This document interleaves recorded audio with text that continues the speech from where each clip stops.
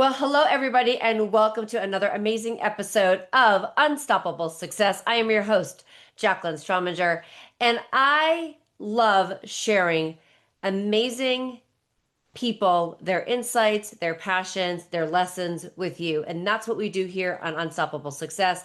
And I have the greatest pleasure today to introduce you to Larry Mandelberg. And let me tell you a little bit about Larry. We've been having so much fun talking before the show. But currently, he is the leadership architect. He's the author and speaker. As you can see, he has written a great book, Businesses Don't Fail, They Commit Suicide, which we'll talk about. But Mandelberg Consulting works with organizations to forge new paths through difficult, potentially business killing environments. And he arms people with the right pieces to help them succeed. He acts as a navigator, a guide, and a bridge builder for CEOs, CFOs, and boards of directors that must discover new ways to operate or risk losing their company.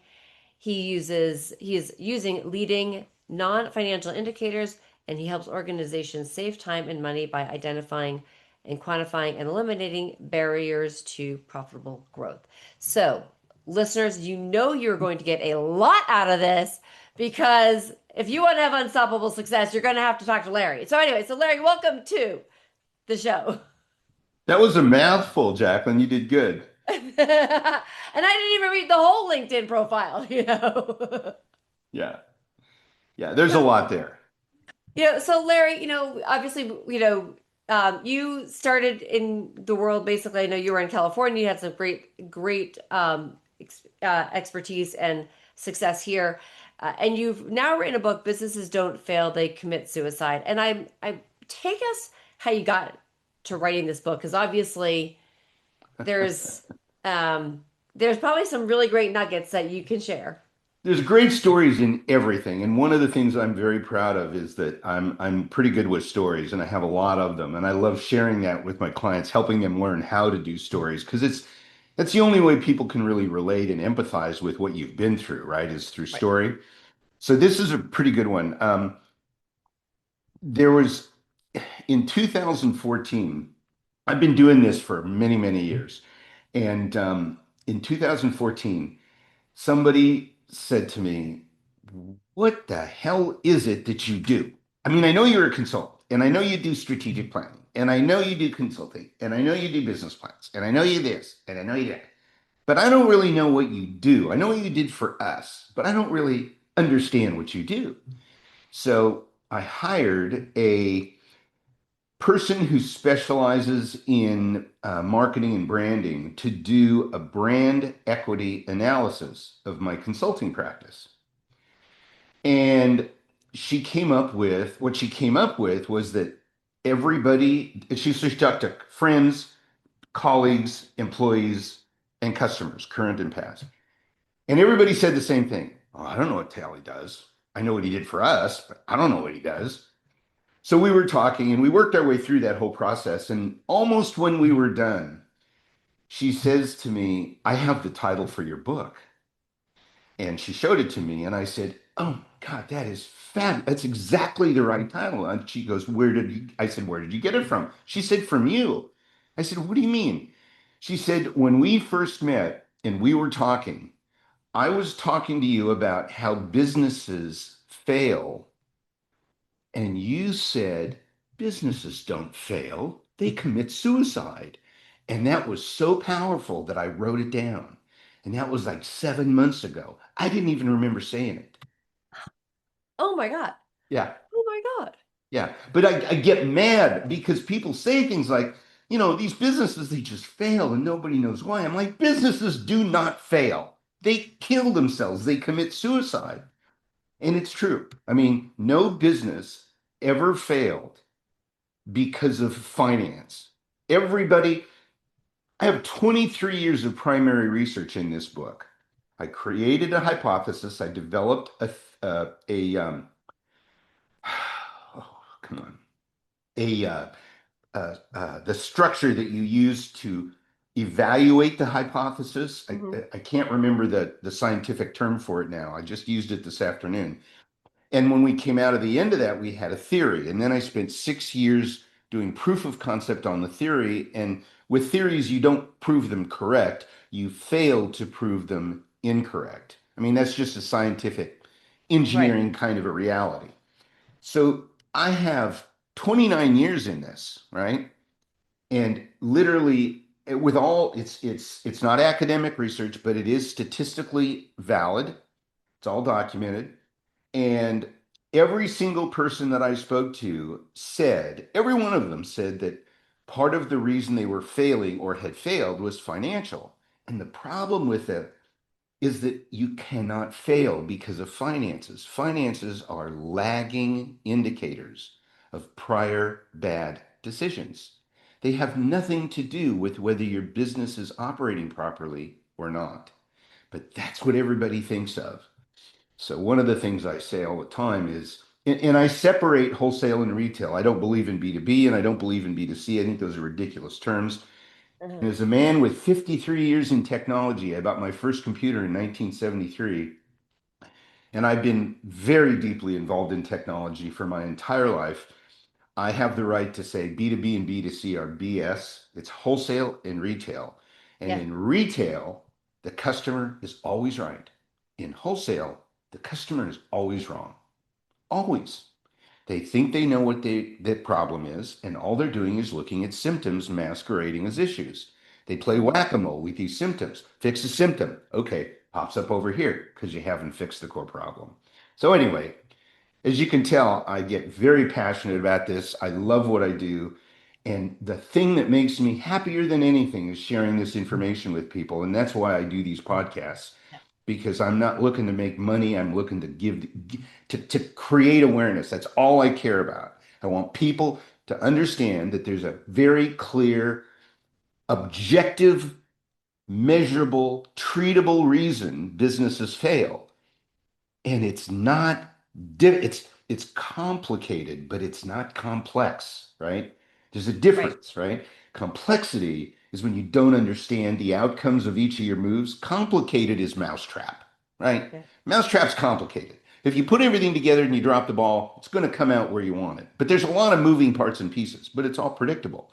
This stuff is predictable. It's why would you want to start a business and build a business and have that business fail when it's black, when it's plug A into B, B into C, C into D, black and white, step by step. This is all you need to do.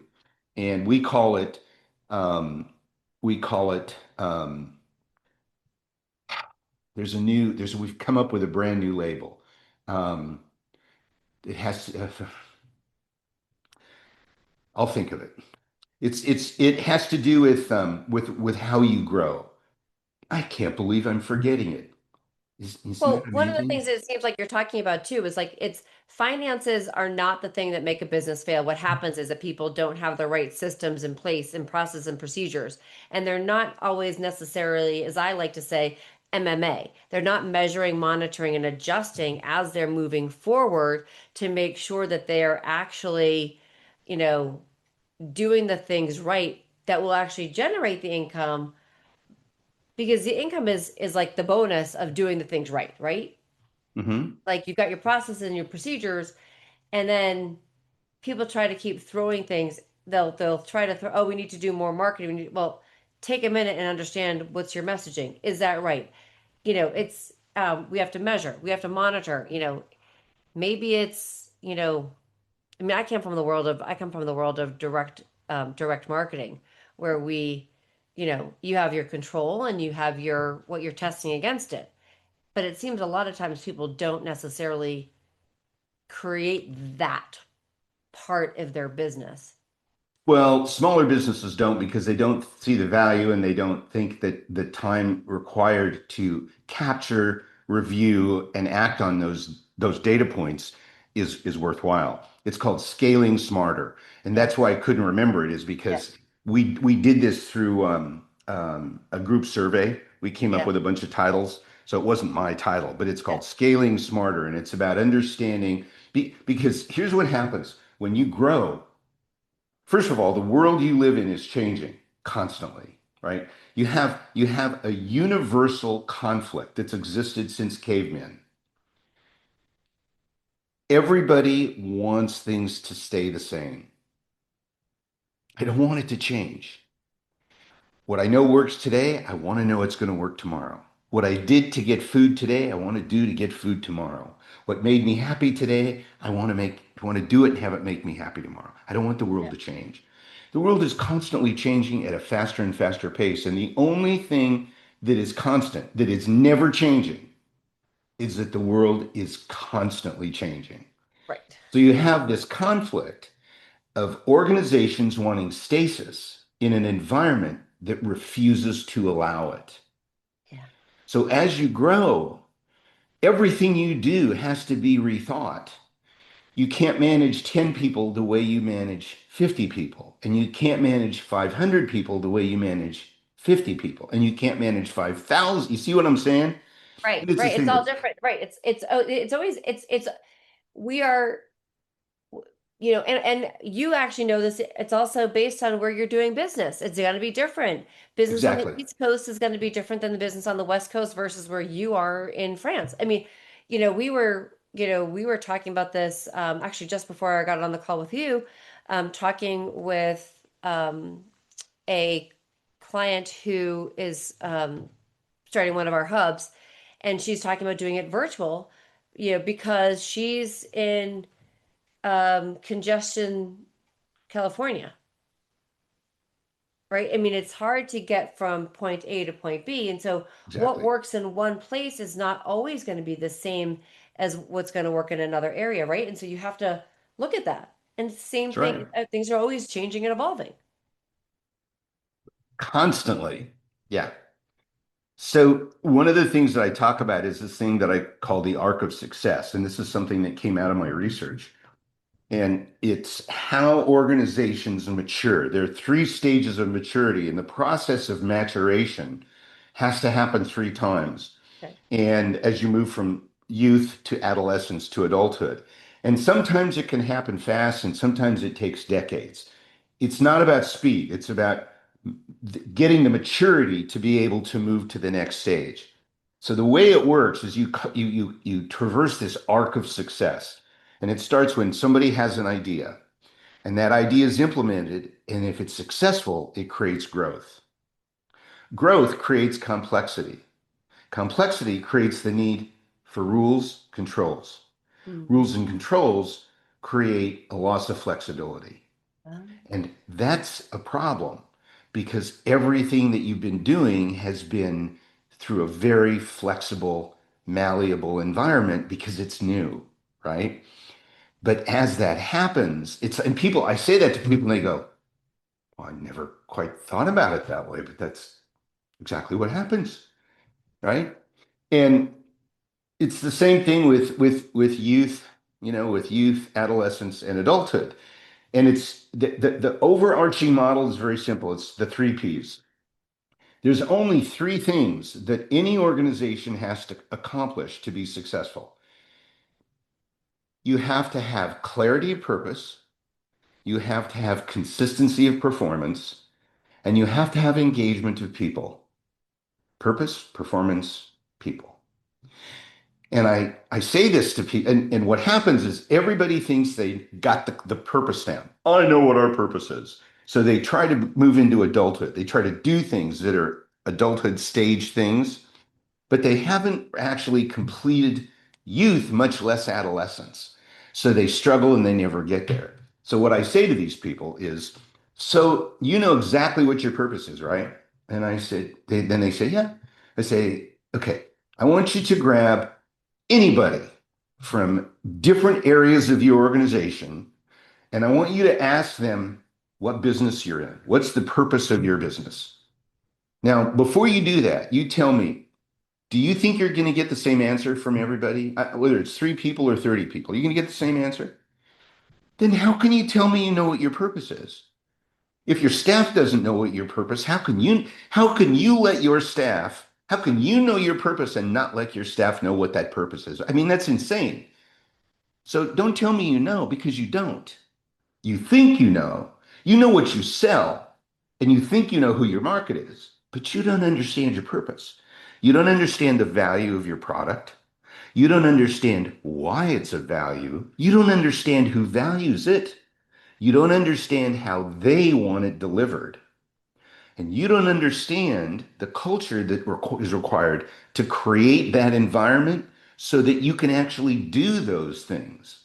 And in the long run, what's that going to get you? You don't understand those things. And if you don't have them documented, and if everybody in your organization can't answer that question, you don't have clarity of purpose. And if you don't have consistency of performance, you can't make commitments and have people expect you to live up to them because you can't perform consistently. And people go, I mean, literally, they're just like, because they want to say, of course we perform consistently. And then they start thinking, it's like, oh yeah, well, we screwed up that order. And oh yeah, that client, we had a problem. We had a communication problem with that one. And yeah, maybe we don't perform consistently. I mean, Right. this stuff is so basic, but people don't understand it. And it's literally a paint by numbers coloring book for leadership teams in a very specific state of maturation. It's not designed for startups. It's not designed for publicly traded companies. It's designed for a very much a mid-market organization that has autonomy, that has the ability to make decisions independent of outside investors. Right. Larry, what you're talking, it's when you're sitting here talking about this, like a few things are going through my head. First of all, I'm thinking about when my first few jobs, right? When I first got out of college. And I recently have said this to people. One of the things that I was chasing and I didn't realize I was chasing it until like I was able to look back. I was chasing purpose and leadership. And part of that was that none of the companies that I worked at, I was in magazine publishing. I knew what the magazine I worked on, what it basically was supposed to be doing. But I never heard from any of the higher ups talking about the purpose of the company at all. Now, here's something very interesting. Company number one that I worked at doesn't exist. They sold off the magazines, Of course. right? Right? Company number two doesn't exist. They sold off the magazines. Company number three, the magazines exist, but the company doesn't. The magazines work in different capacities and they were sold off. So, right? Like, so very pointed, those companies don't exist. And I was just like, oh, right? And I literally have just been talking to people about one of the biggest things that leaders need is clarity. They need to understand who they are as a human, as a purpose, right? Like they need to know who they are before they can actually lead others and lead a company. Like Right. you need to like define that, but then you need to bring that into your company. Well, and that is so fundamental to the whole concept. It's shocking. And when people start to come to grips with it, it completely changes their mindset. So here's one of the tricks. Here's one of the tricks when you have clarity of purpose. When you try to hire somebody, you don't hire them based on their skills. Right. You hire them based upon what their vision is. What do you want to do? What do you want to be a part of? What is the biggest, I'm only thinking of profane words, outrageous goal, right? The outrageous goal, right? The big, Right. hairy, audacious Audacious goal. goal. It's, BHAG. Big hair audacious goal. but that you can't do by yourself, but you have to do with other people.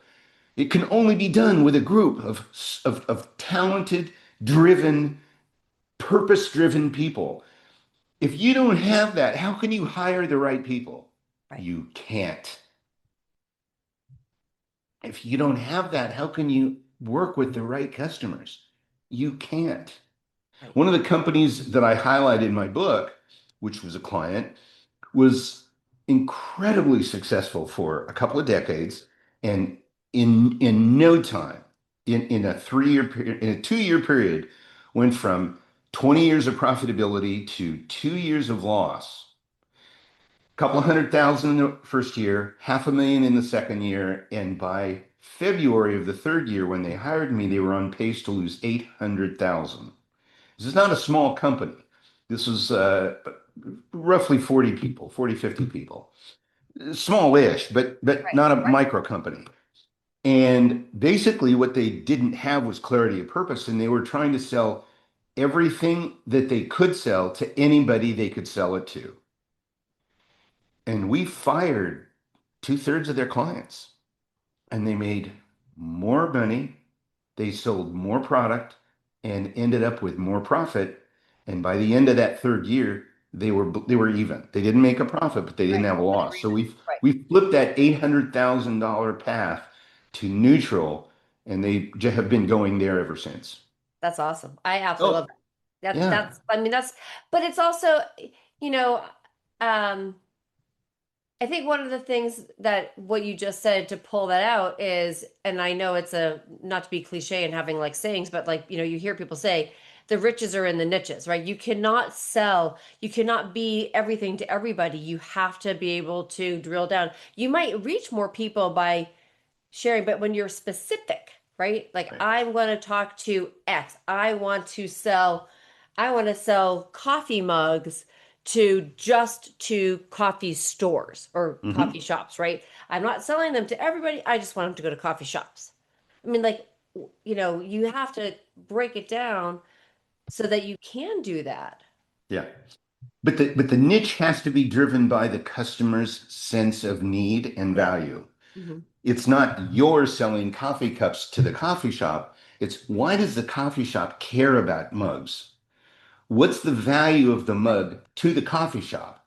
And Yeah. how do you enhance that value Love that. for them so they want to buy from you, Right. so they want to keep buying from you?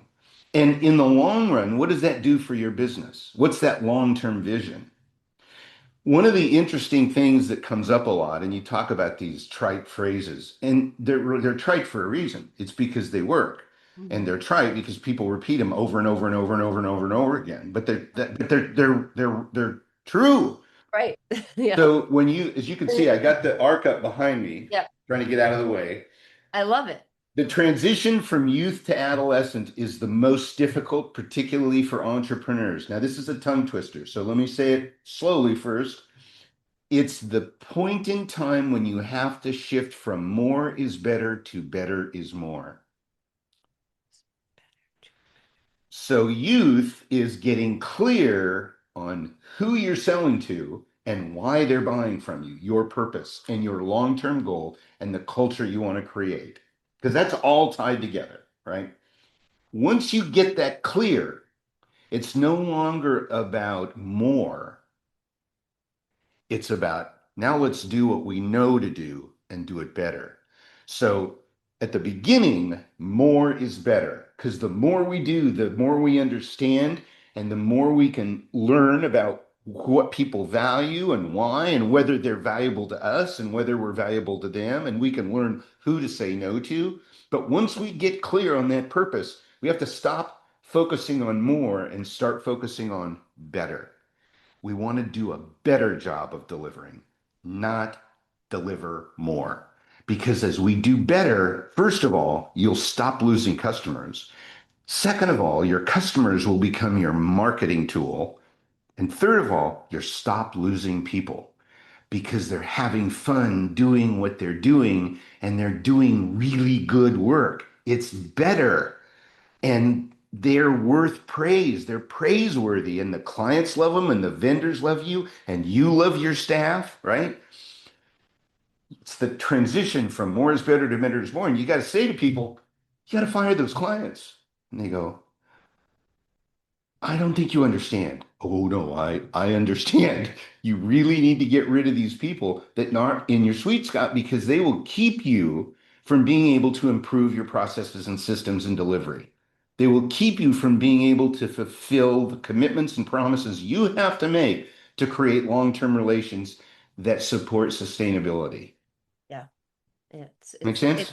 Yeah, no, it totally makes a lot of sense. And I absolutely love it because, you know, it's, it, I totally see the whole cycle. I'm like watching it in my brain. Like I'm like Yeah, thinking about where we are with Missing yeah, Link Network, and I'm like, okay, like we really need to. We were like always like let's get more links, and we're almost like in this like little phrase where we like I am a little anal on our website because I want it to be great so that when people come in and as a link comes in, they have a great experience. I want to make sure that so that's that's where we want to be better. The better is more because they're going to have a better experience. And so I'm like hearing this, I'm like, oh my God, this is like, and we're part of it's still youth. Part and I every time I hear the word youth, I have to think of, my cousin Vinny, and I think the Ute. I'm sorry, if you like like in some parts of the business, we're still in the Ute freight part of it because we're in the expansion.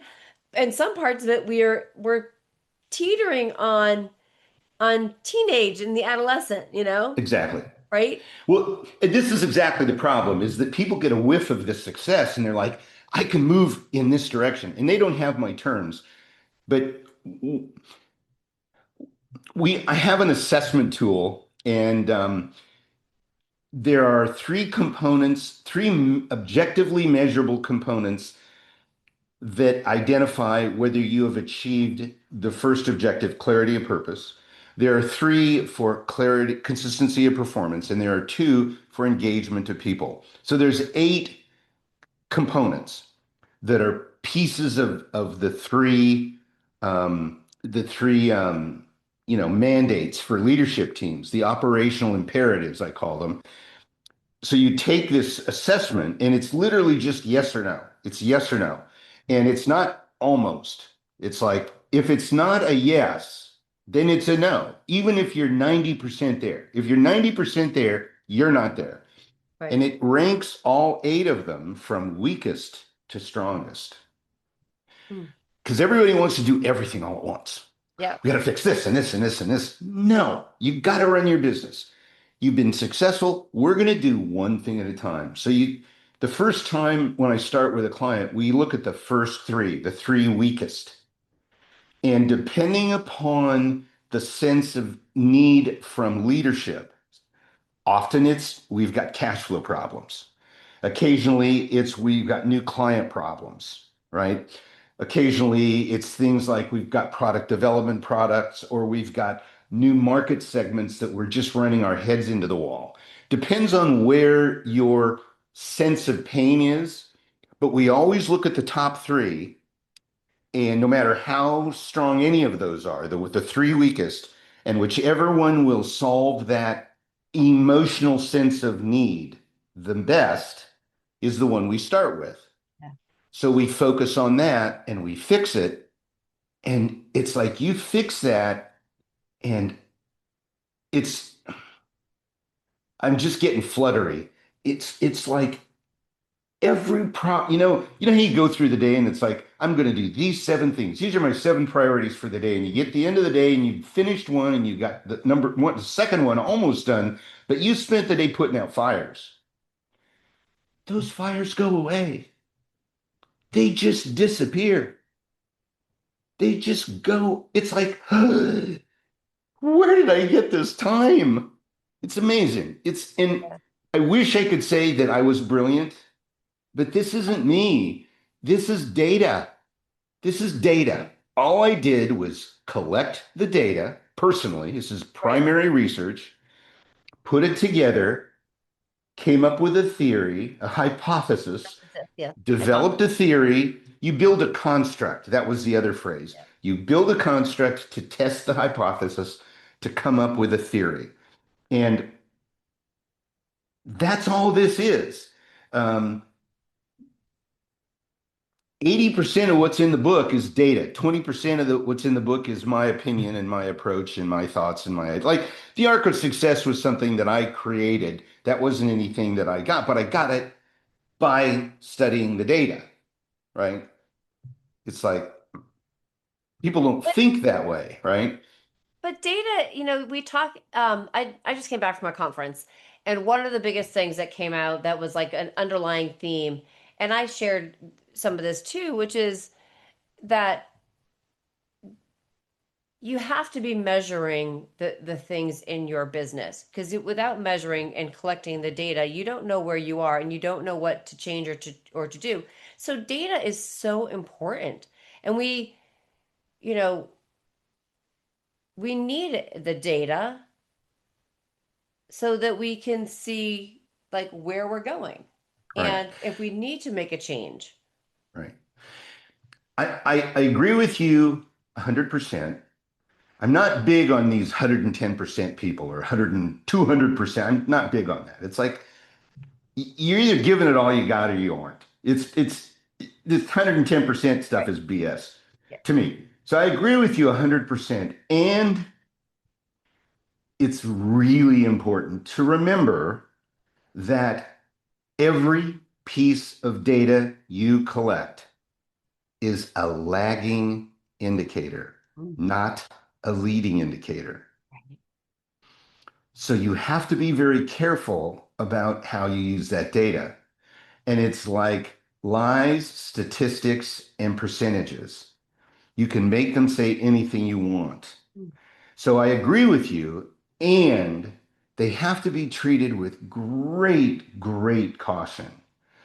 The best thing you can do is create a rock solid foundation that's based on, first of all, a very clear purpose.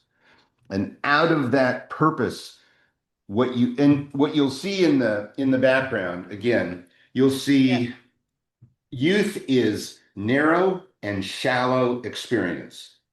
Adolescence is narrow and deep experience.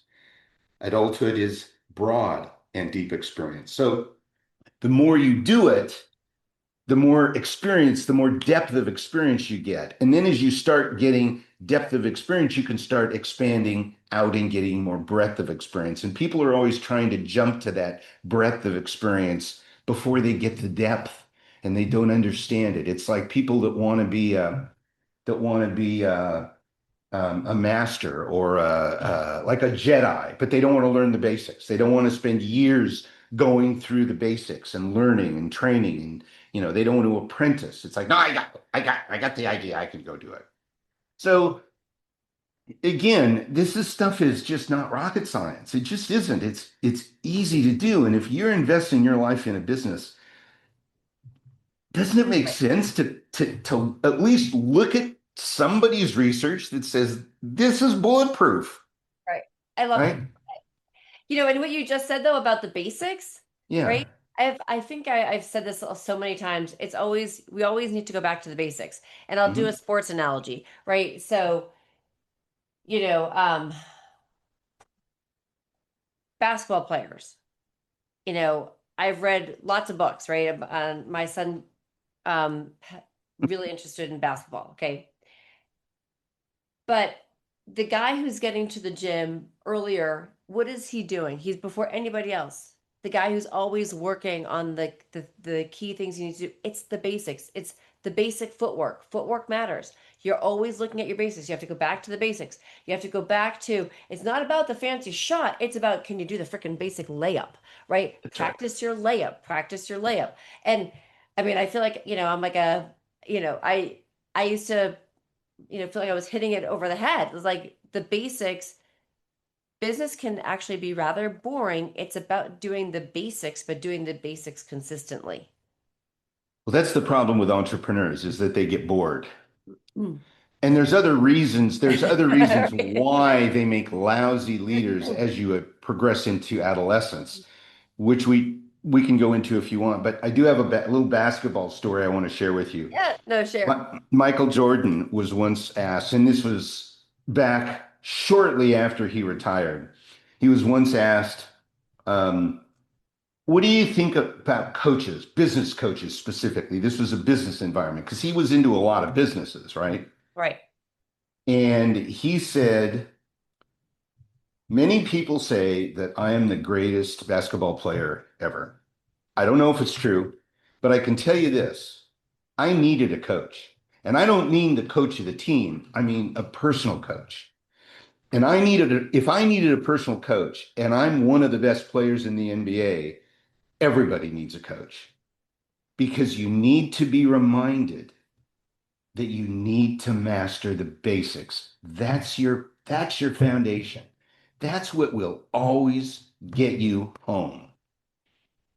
That is so true. I absolutely love that. I absolutely. So, Larry, how can people get your book? How can get people, take your assessment? Is that a free assessment or is it if they want to dive into more about business and not committing suicide?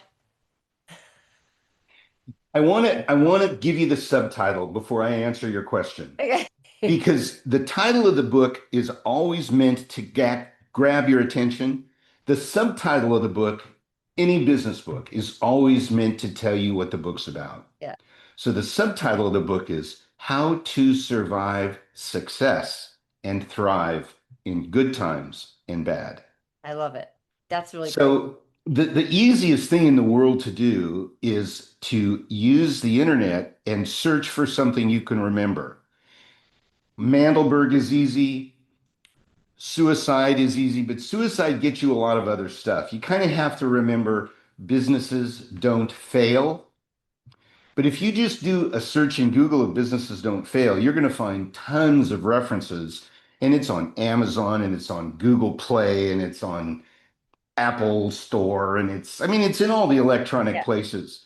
And my email is on the website, and Okay. I give everybody a relatively short, like a 20-minute discovery session. I'm driven to give this information away as much as I can. If I could give the book away, very famous artist whose name I won't repeat was once asked about if he worries about piracy of ebooks, and he said, "No, why shouldn't I tell you? It's Malcolm Gladwell." Oh, yeah. And he said,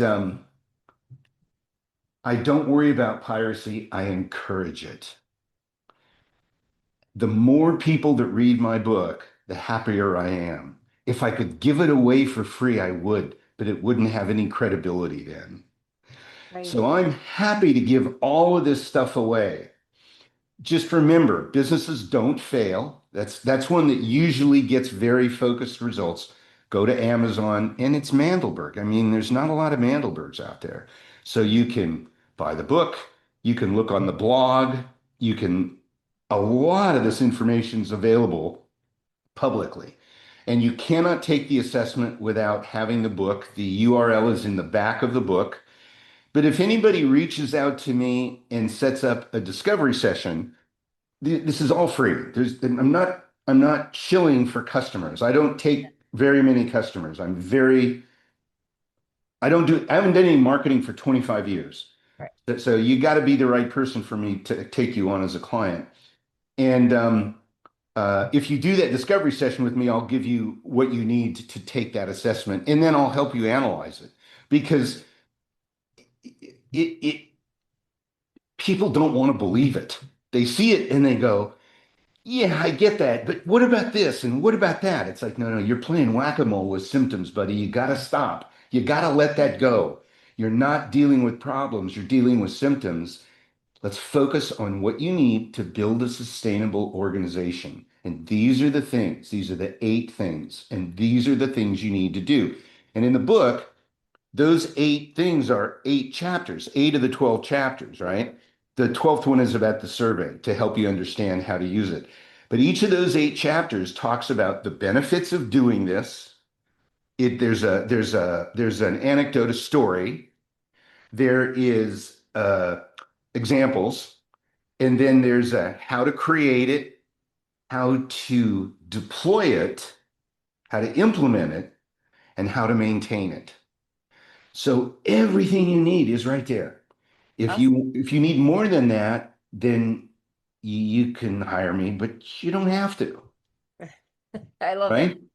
I love it. I absolutely love it. So, listeners, do me the favor.